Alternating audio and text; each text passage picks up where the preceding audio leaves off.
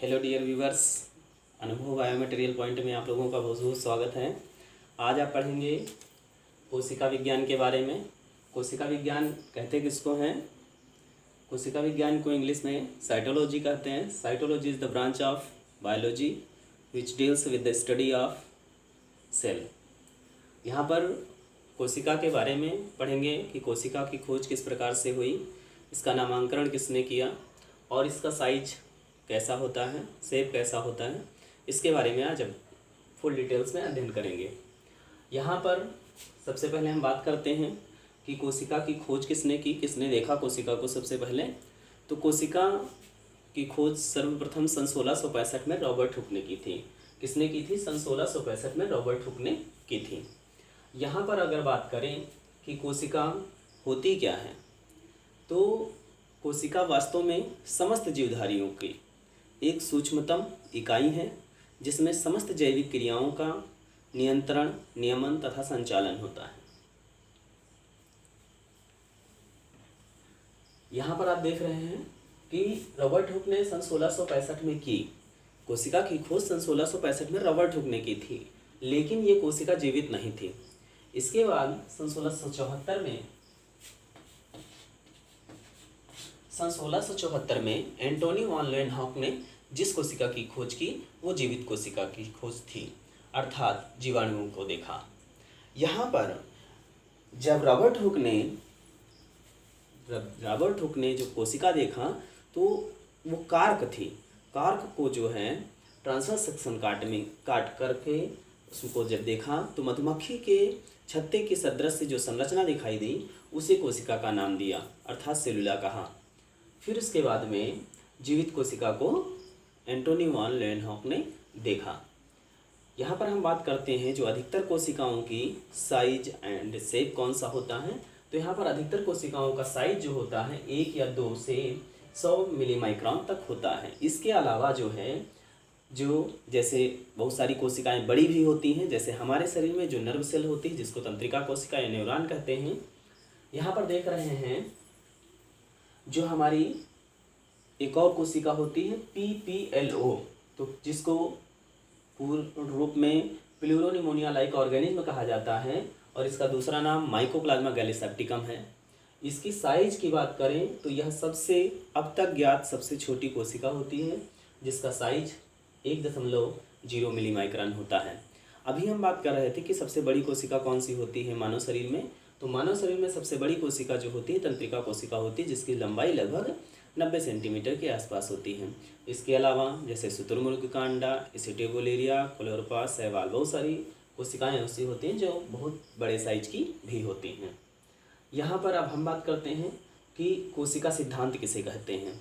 तो कोशिका सिद्धांत की बात करें तो इसके मुख्य सिद्धांत कुछ इस प्रकार से हैं कि जितनी भी नई कोशिकाएं होती हैं ये अपनी पूर्ववर्ती यानी कि जो है जन्म कोशिकाओं से ही उत्पन्न होती हैं। इसके बाद हम बात करें कि जो कोशिकाएं होती हैं ये अपनी पूर्ववर्ती कोशिकाओं से ही बनती हैं। और यहाँ पर देखिए जो कोशिकाएं होंगी वो अपने आनुवंशिक लक्षणों को एक पीढ़ी से दूसरी पीढ़ी में या ये काम गुणसूत्रों का होता है और इनकी संख्या जो होती है वो ज्यों की त्यों अर्थात बराबर बनी रहती है। यहाँ पर अब हम बात करते हैं कि कोशिका, तो कोशिका का चित्र आप देख रहे हैं, ये आपकी प्लांट सेल है, पादप कोशिका है। तो हम शुरुआत से बात करते हैं कि कोशिका को किस आधार पर कितने भागों में बांटा गया है। तो कोशिका को मुख्य रूप से on the basis of development of nucleus, केंद्रक के विकास के आधार पर यहाँ पर मुख्य रूप से 2 भागों में बांटा गया है। एक तो यूकैरियोटिक कोशिका होती है और दूसरी प्रोकैरियोटिक कोशिका होती है। तो यहाँ पर यूकैरियोटिक कोशिका की हम बात करते हैं तो यहाँ पर आप देख रहे होंगे कि जो यूकैरियोटिक कोशिका है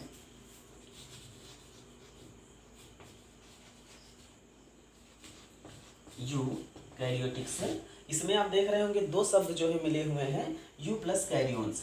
तो यू का मतलब होता है, you is the Latin word which means fully develop और ट्रुथ। कैरियोन्स का मतलब होता है, जैसे यहाँ पर कैरियोटिक लिखा हुआ है, कैरियोन्स मीन्स होता है न्यूक्लियस, यानी कि ऐसा केंद्रक जो पूर्ण रूप से विकसित होता हो। तो ऐसी कोशिका जिसमें इस प्रकार का केंद्रक पाया जाता है तो उसे हम यूकैरियोटिक सेल कहते हैं।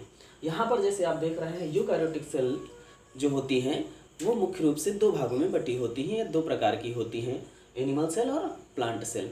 यहाँ पर यूकैरियोटिक की बात करते हैं तो यूकैरियोटिक जो है पूर्ण विकसित कोशिका होती है, क्योंकि इसमें देखिए यहाँ पर ये जो चित्र बना हुआ है ये प्लांट सेल का है, तो प्लांट सेल बिलोंग करती है यूकैरियोटिक सेल के अंतर्गत।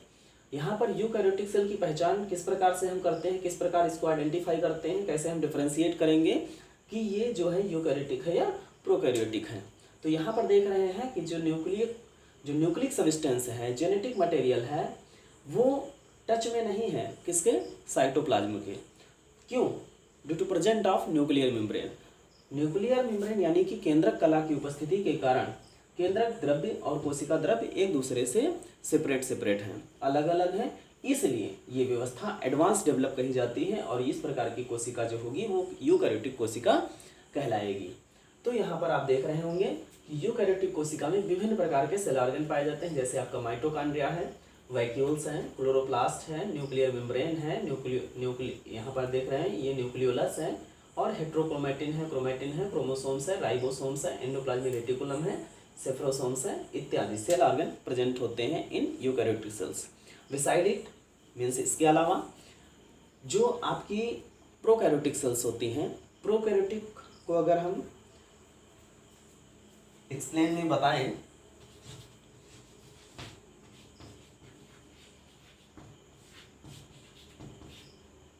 प्रोकैरियोटिक्स को अगर हम डिफरेंशिएट करें या डिवाइड करें दो भागों में, तो प्रोकैरियोटिक जो होती है दो शब्दों से मिलकर बनी होती है, प्रो और कैरियोटिक।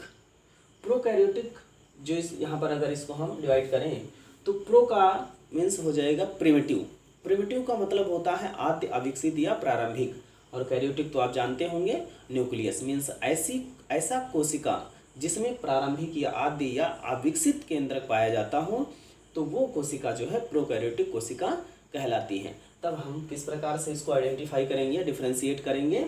यहाँ पर देख रहे होंगे कि केंद्रक जो द्रव्य है, केंद्रक जो पदार्थ है, वो डायरेक्ट कोशिका द्रव्य के संपर्क में नहीं है, लेकिन अगर यही केंद्रिक पदार्थ जो है direct due to absence of nuclear membrane touch में होता साइटोप्लाज्म के, तब हम इसको जो है कौन सी कोशिका कहते हैं, प्रोकैरियोटिक कोशिका कहते हैं। और इसमें सेल ऑर्गन जो जिस प्रकार के दिखाए जा रहे हैं ये यहाँ पर अनुपस्थित होते हैं। क्यों? क्योंकि ये जितने भी सेल ऑर्गन हैं ये प्रोकैरियोटिक कोशिका में एब्सेंट होते हैं। तो हम यूकैरियोटिक कोशिका की बात करते हैं कि यूकैरियोटिक कोशिका किसको कहते हैं, किस प्रकार की होती है। तो आपने जीवाणु कोशिका के बारे में देखा होगा। जीवाणु कोशिका में जो जेनेटिक मटेरियल पाया जाता है, रिकॉम जो आपको डीएनए दिखाई देता है, वो डीएनए जो है डायरेक्ट कोशिका द्रव्य के सीधे संपर्क में रहते हैं। जैसे यहाँ पर आप देख सकते हैं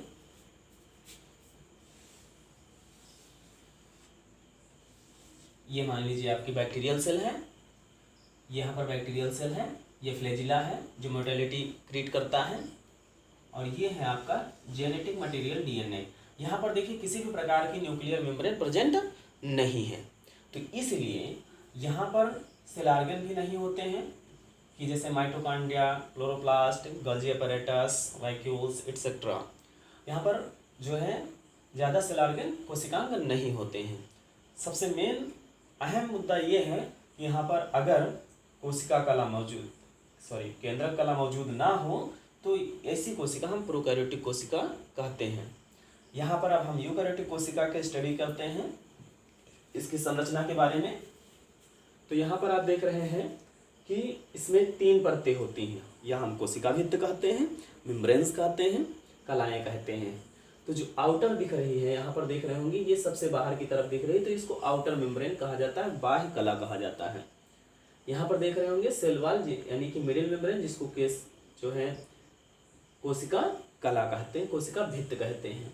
यहाँ पर जो मोटी वाली आपको दिख रही है इसको मिडिल मेम्ब्रेन कहते हैं, मध्य भित्ति कहते हैं, मध्य कला कहते हैं। यहाँ पर जब एक कोशिका के पास किसी भी प्रकार की गैस है, जलीय पदार्थ हैं, कोई विलयन है, कोई एंजाइम है, कोई हार्मोन्स हैं, किसी भी प्रकार के न्यूट्रिएंट्स हैं, सेल साइटोप्लाज्म का एक्सचेंज है, वो इंटरकनेक्ट होता है वन सेल टू अनदर, एक दूसरी सेल से इंटरकनेक्ट होते हैं थ्रू किसके, प्लाज्मोडेस्मा के द्वारा। यहाँ पर जो आपको कटा हुआ दिख रहा है ये प्लाज्मोडेस्मा कहलाता है। यहाँ पर छोटी छोटी पतली सी ट्यूब्स दिख रही होंगी, इनको माइक्रोट्यूब्यूल्स बोलते हैं। इसके अलावा फिर आपका देखिए सेल ऑर्गन आ गया माइटोकॉन्ड्रिया। ये माइटोकॉन्ड्रिया है। अगर इसको ब्रीफली इसके बारे में बताएं तो माइटोकॉन्ड्रिया की खोज कोलिकर ने की थी और इसका नाम जो है सिवेंडा नामक वैज्ञानिक ने दिया था। इसका प्रमुख कार्य जो माइटोकॉन्ड्रिया का प्रमुख कार्य होता है, ये ऊर्जा का उत्पादन करता है, इसीलिए इसको जो है power house within cell कहा जाता है, कोशिका का विद्युत घर कहा जाता है। उसके बाद हम बात करते हैं, यहाँ पर देखें सेल सैप। सेल सैप का मतलब होता है कोशिका रस।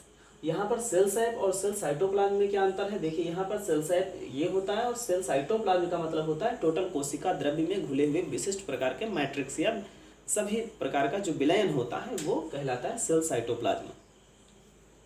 तो यहाँ पर टोनोप्लास्ट देख रहे होंगे। सेल सैप है वो किसी एक भित्ति के द्वारा घिरा हुआ है जिसे टोनोप्लास्ट कहते हैं। और गाल्जी बडीज का मतलब होता है गाल्जी काय। गाल्जी काय आपको दिख रहा है जिसकी खोज कैमिलो गाल्जी ने की थी। ये गाल्जी अपैरेटस क्रिएट करता है सेल डिवीजन को, और जैसे आपका लायन काय बनता है, इसकी मेन भूमिका होती है गाल्जी काय की, क्योंकि इसमें लाइसोसाइम एंजाइम की जो विस्किल्स होती हैं वो उत्पन्न होती हैं।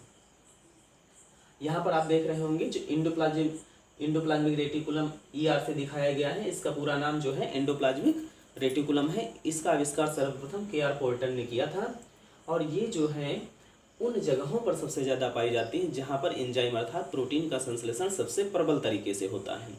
तो यहाँ पर ये ER जो होती हैं दो प्रकार की होती हैं जिन पर राइबोसोम्स प्रेजेंट होता है। देखिए यहाँ पर राइबोसोम्स नहीं दिखाया गया है तो ACR कहलाएगा, यानी कि स्मूथ इंडोप्लाज्मिक रेटिकुलम। लेकिन अगर हम यहाँ पर देखिए इसको, अगर हम राइबोसोम्स दिखा दिए तब ये क्या हो जाएगी, रफ इंडोप्लाज्मिक रेटिकुलम हो जाएगी, कणिका युक्त अंतर पृथ्वी जालिका हो जाएगी। यहाँ पर बात करते हैं, फिर अगला देखते हैं। यहाँ पर क्रोमोसोम्स है। क्रोमोसोम्स को कई नामों से जाना जाता है। क्रोमैटिन है, हेट्रोक्रोमैटिन है, क्रोमोसोम्स है, यानी कि हम इसको गुणसूत्र भी कहते हैं। इनकी दशा, स्थिति, रूप, आकृति के आधार पर इनको विभिन्न रूपों या विभिन्न नामों से पुकारा जाता है। उसके बाद में यहाँ पर देखिए ये केंद्रक कला है जो डबल बाउंडेड है। तो केंद्रक कला क्या करती है? केंद्रक कला केंद्रक द्रव्य तथा कोशिका द्रव्य को सेपरेट रखती है, एक दूसरे के टच में नहीं रखती है। लेकिन जब कभी कोशिका द्रव्य को किसी चीज़ की ज़रूरत होती है या केंद्रक द्रव्य को किसी चीज़ की ज़रूरत होती है तो यहाँ पर आप देख रहे होंगे न्यूक्लियर जो पोर है, न्यूक्लियर मेम्ब्रेन जो है डिजॉल्व होकर के पोर बनाती है। तो इस माध्यम से जो है पदार्थों का आदान प्रदान हो जाता है। यहाँ पर आप डेंस पार्ट देख रहे होंगे। और हाँ, अगर केंद्रक की बात करें तो केंद्रक की खोज जो है रॉबर्ट ब्राउन ने की थी सन 1831 में। यहाँ पर उसके बाद में न्यूक्लियोलस आप देख रहे होंगे, ये डेंस पार्ट है। न्यूक्लियोलस यानी कि केंद्रिका की खोज फोंटाना नामक वैज्ञानिक ने की थी। और न्यूक्लियोलस का प्रमुख कार्य क्या होता है? न्यूक्लियोलस यानी कि केंद्रिका का प्रमुख कार्य होता है राइबोसोम को बनाना, यानी कि प्रोटीन संश्लेषण के लिए प्रोटीन्स या एंजाइम का निर्माण करना।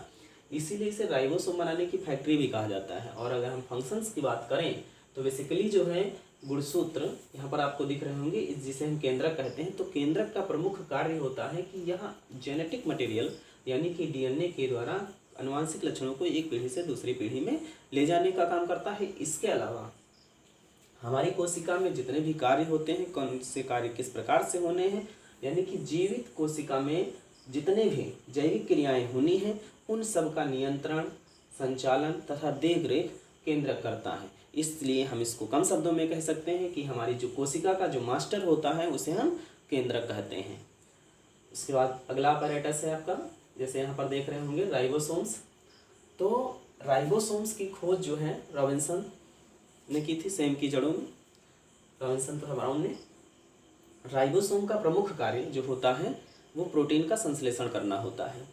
राइबोसोम किस प्रकार के दिखते हैं? सूक्ष्म गोलाकार जो है दिखते हैं। इनकी संरचना के आधार पर जो है दो प्रकार के 70S और 80S राइबोसोम्स पाए जाते हैं। इसके अलावा 60S राइबोसोम्स भी होते हैं। तो यहाँ पर राइबोसोम्स का प्रमुख कार्य जो होता है प्रोटीन संश्लेषण का होता है। यहाँ पर आप देख रहे होंगे क्लोरोप्लास्ट। क्लोरोप्लास्ट ऐसा सेल ऑर्गन है जिसमें यहाँ पर आप देख रहे होंगे डीएनए पाया जा रहा है और डीएनए की उपस्थिति ये प्रदर्शित करती है कि इसमें कोशिका के लक्षण मौजूद हैं, अर्थात स्व-द्विगुणन की क्षमता मौजूद है। तो इसीलिए इसको जो है सेल विद इन सेल यानी कि कोशिकांग के अंदर कोशिका कहा जाता है। कोशिका के अंदर कोशिका कहा जाता है किसको? क्लोरोप्लास्ट को। अर्ध रूप से स्वशासित कोशिकांग जो होते हैं वो माइटोकॉन्ड्रिया और क्लोरोप्लास्ट होते हैं, क्योंकि यहाँ पर माइटोकॉन्ड्रिया में भी जो है माइटोकॉन्ड्रिया और क्लोरोप्लास्ट दोनों में डीएनए प्रेजेंट होता, इसलिए जो है इन्हें अर्ध रूप से स्वशासित कोशिकांग भी कहा जाता है।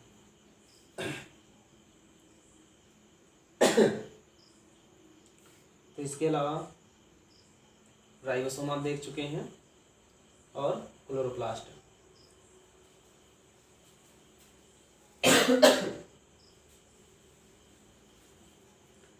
यहाँ पर साइटोप्लाज्म के बारे में हम आपको बता ही चुके हैं। तो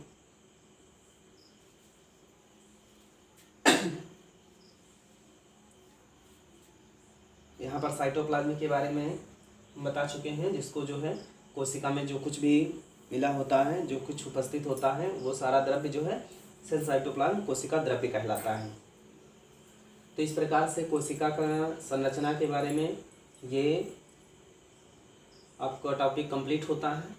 इसके बाद में आपको हम जो है अगले वीडियो में इसके बारे में बताएंगे कि किस प्रकार से सेल डिवीजन होता है, किस प्रकार से केंद्रक का बंटवारा होता है और किस प्रकार से एक कोशिका से दो कोशिकाओं का निर्माण होता है। तो थैंक्स फॉर वॉचिंग।